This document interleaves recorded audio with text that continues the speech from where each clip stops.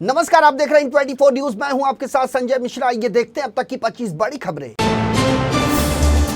नेपाल के वीरगंज में दूसरे दिन भी व्याप्त रहा तनाव। दरअसल मंगलवार की सुबह 4 घंटे तक कर्फ्यू में ढील दिए जाने के दौरान प्रदर्शन और टायर फूके जाने की हुई घटना, जिसके बाद प्रशासन ने यथावत बनाए रखी कर्फ्यू की स्थिति।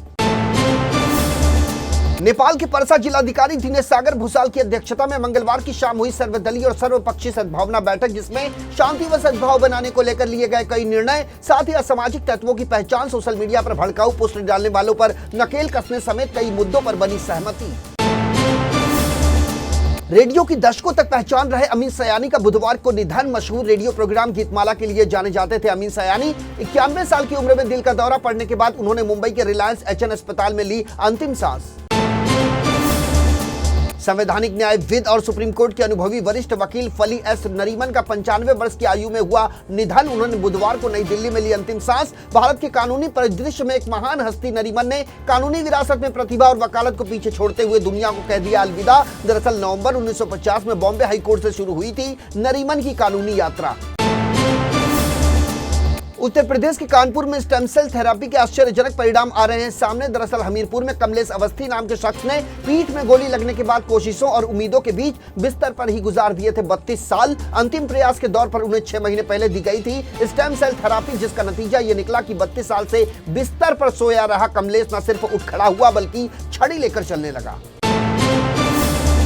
पश्चिम बंगाल की मुख्यमंत्री ममता बनर्जी ने केंद्र की मोदी सरकार पर लगाए गंभीर आरोप। उन्होंने कहा कि बंगाल में सीएए लागू करने के लिए यहां के आधार कार्डों को किया जा रहा है निष्क्रिय, जिसके बाद ममता बनर्जी ने बंगाल में अल्पसंख्यकों के लिए की वैकल्पिक आधार कार्ड की घोषणा। कहा, मोदी सरकार कर रही है बड़ी साजिश।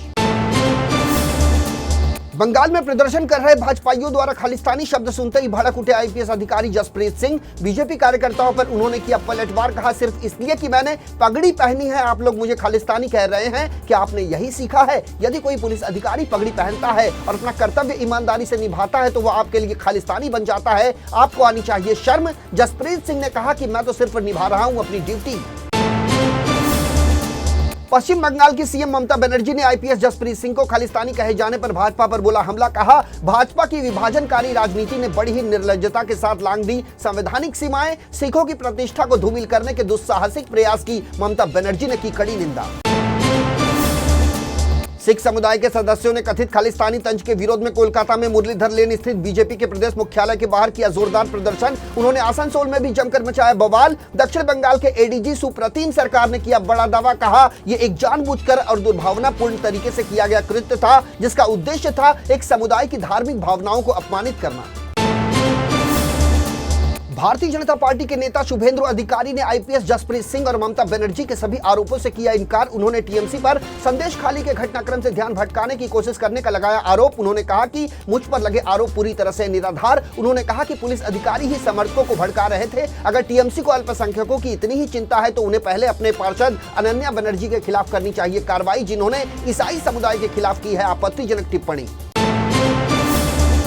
महाराष्ट्र के बुल्ढाना जिले से एक ऐसी तस्वीर सामने आई है जिसे देखने के बाद ऐसा लगता है कि राज्य में बदहाल होती जा रही है स्वास्थ्य सुविधाएं। बताया जा रहा है कि बुल्ढाना जिले में सड़कों पर लिटाए गए तकरीबन 300 मरीजों का हवा में रस्सियों के सहारे लटकाए गए ग्लूकोज की बोतलों से हुआ इलाज। कहा जा रहा है कि ये सभी लोग एक धार्मिक आयोजन के दौरान परोसे गए भोजन को खाने के बाद हुए थे बीमार।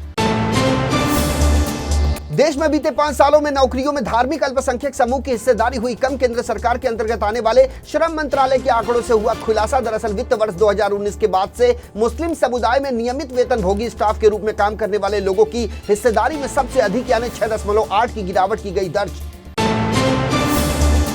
देश में 27 फरवरी को राज्यसभा की 56 सीटों पर होने वाला है मतदान, लेकिन इससे पहले ही निर्विरोध चुने गए 41 सांसद। इसमें कांग्रेस की पूर्व अध्यक्ष सोनिया गांधी, बीजेपी के अध्यक्ष जेपी नड्डा शामिल। इसके अलावा कांग्रेस छोड़कर हाल ही में बीजेपी में शामिल हुए अशोक चौहान और केंद्रीय मंत्री अश्विनी वैष्णव भी चुने गए निर्विरोध। हालांकि हिमाचल प्रदेश, कर्नाटक और उत्तर प्रदेश की शेष 15 सीटों पर 27 फरवरी को मतदान होना है अभी बाकी। भाजपा गठबंधन में जाने की तैयारियों के साथ ही रालोद के राष्ट्रीय अध्यक्ष जयंत चौधरी ने शुरू कर दी लोकसभा चुनाव की तैयारियां। चुनाव से पहले पूरे संगठन की ओवरहालिंग करेंगे जयंत। इसके लिए वे लगातार पार्टी के राष्ट्रीय व प्रदेश पदाधिकारियों विधायकों के साथ कर रहे हैं बैठकें। शंभू बॉर्डर पर किसानों का चल रहा है भारी हंगामा। इसी बीच दिल्ली कूच पर अड़े किसानों पर पुलिस ने लिया एक्शन। पुलिस ने कार्रवाई करते हुए किसानों पर छोड़े आंसू गैस के गोले। महाराष्ट्र के सियासी रंगमंच में एक और चेहरे ने मारी एंट्री जो अजीत पवार के भतीजे हैं और उनका नाम है युगेंद्र पवार। दरअसल सारी लड़ाई है बारामती सीट को लेकर। कुछ दिन पहले ये खबर सामने आई थी कि आगामी लोकसभा चुनाव से पहले अजीत पवार अपनी पत्नी सुनेत्रा पवार को यहां से बना सकते हैं उम्मीदवार। वहीं बारामती में कई जगहों पर सुनेत्रा पवार की लगाई गई है तस्वीरें। इसी बीच चाचा शरद पवार ने भतीजे अजीत पवार के इस चाल को नाकाम करने के लिए बनाई रणनीति और अजीत पवार के ही भतीजे युगेंद्र पवार को चुनाव मैदान में उतारने का फेंक दिया पासा। चंडीगढ़ मेयर चुनाव को लेकर सुप्रीम कोर्ट के फैसले के बाद भारतीय जनता पार्टी पर जमकर बरसे अरविंद केजरीवाल। उन्होंने सुप्रीम कोर्ट को करार दिया भगवान का दर्जा, कहा आज अधर्म का ही है बोलबाला, एमएलए खरीदे जा रहे हैं और हर तरफ है बुरा हाल।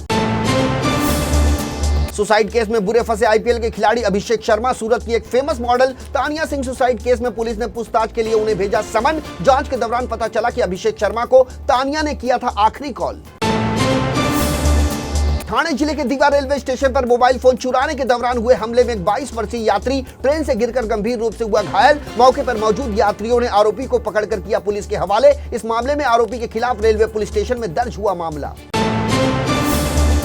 बिहार के लखीसराय में हुआ भीषण सड़क हादसा। ट्रक और ऑटो के बीच हुई जोरदार टक्कर में 9 लोगों की मौत, वहीं 6 लोग हुए गंभीर रूप से घायल, जिन्हें इलाज के लिए अस्पताल में कराया गया है भर्ती। वहीं घटना की जानकारी मिलने के बाद मौके पर पहुंची पुलिस ने शव को कब्जे में लेकर पोस्टमार्टम के लिए भेजा उसे सरकारी अस्पताल। मामले की जांच जारी। आगामी लोकसभा चुनाव को लेकर समाजवादी पार्टी और कांग्रेस में बनी बात। गठबंधन के फॉर्मूले के तहत कांग्रेस पार्टी सीतापुर समेत 17 सीटों पर चुनाव लड़ने के लिए हुई तैयार। सूत्रों के मुताबिक अमेठी, रायबरेली, प्रयागराज, वाराणसी, महाराजगंज, देवरिया, बांसगांव, सीतापुर, अमरोहा, बुलंदशहर, गाजियाबाद, कानपुर, झांसी, बाराबंकी, फतेहपुर सीकरी, सहारनपुर और मथुरा में लड़ेगी चुनाव। पुणे जिले के पिंपरी चिंचवड़ शहर में स्थित अवैध स्क्रैप गोदाम में लगी भीषण आग। सूचना मिलने के बाद मौके पर पहुंची दमकल की गाड़ियों ने घंटों भर की कड़ी मशक्कत के बाद आग पर पाया काबू। पिंपरी चिंचवड़ कोर्ट इलाके में अवैध स्क्रैप गोदाम में रखे गए थे चोरी के टायर, खराब गाड़ियां और तेल के बैरल। तेज धमाकों के बाद पूरे इलाके में छाया धुएं का गुबार। हादसे के बाद पुलिस प्रशासन पर उठे सवाल। महाराष्ट्र के ठाणे जिले के अंतर्गत आने वाले कल्याण इलाके में चोरी की बड़ी वारदात। 30 गांव इलाके में स्थित ज्वेलरी शॉप की दुकान की छत तोड़कर घुसा चोर। लाखों की कीमत के 2 से 3 किलो गहने लेकर मौके से फरार हुआ कथित बदमाश। भीड़भाड़ वाला इलाका होने के बाद भी किसी को नहीं हुई चोरी की भनक। महाराष्ट्र के ठाणे जिले में स्कूली छात्राओं की सुरक्षा पर लगा सवालिया निशान। दरअसल ठाणे के एक निजी स्कूल की तरफ से पिकनिक मनाने के लिए गए थे बड़ी संख्या में छात्र छात्राएं, जहां एक शख्स ने मौका देखकर स्कूल की छात्रा से की छेड़खानी। कापुर बावड़ी पुलिस ने कथित आरोपी शख्स को किया गिरफ्तार, जिसका नाम बताया जा रहा है जावेद खान। अभिभावकों और छात्रों द्वारा हंगामा करने के बाद स्कूल प्रबंधन ने जिम्मेदार 3 शिक्षकों को किया निलंबित। भारतीय क्रिकेटर विराट कोहली और अनुष्का शर्मा के घर पर आया नन्हा मेहमान। अभिनेत्री अनुष्का शर्मा ने बेटे को दिया जन्म। इंस्टाग्राम पर पोस्ट कर विराट ने पिता बनने की जानकारी की साझा। फिल्मी सितारों, क्रिकेटरों और फैंस ने दी शुभकामनाएं। तो ये थी अब तक की 25 बड़ी खबरें। देश और दुनिया की ताजा तरीन खबरों के लिए बने रहिए इन24 न्यूज के साथ। मुझे यानी संजय मिश्रा को दीजिए इजाजत। नमस्कार। को एक बड़ी जानकारी दे दें कि इन24 न्यूज अब कई केबल नेटवर्क, 7 स्टार के साथ साथ कई ओटीटी प्लेटफॉर्म पर भी उपलब्ध है, जिसमें टाटा प्ले स्टोर, जियो टीवी, ई बाबा, डेली हंट, एंड्रॉइड टीवी समेत कई ओटीटी प्लेटफॉर्म हैं, जिस पर इन24 न्यूज 24 घंटे साल के 365 दिन उपलब्ध हैं। इसके अलावा अब तक यदि यूट्यूब पर आपने इन24 न्यूज को सब्सक्राइब नहीं किया है तो आप इसे तत्काल सब्सक्राइब करें, ताकि आपके इलाके की खबर समय रहते आप तक जरूर पहुंचे।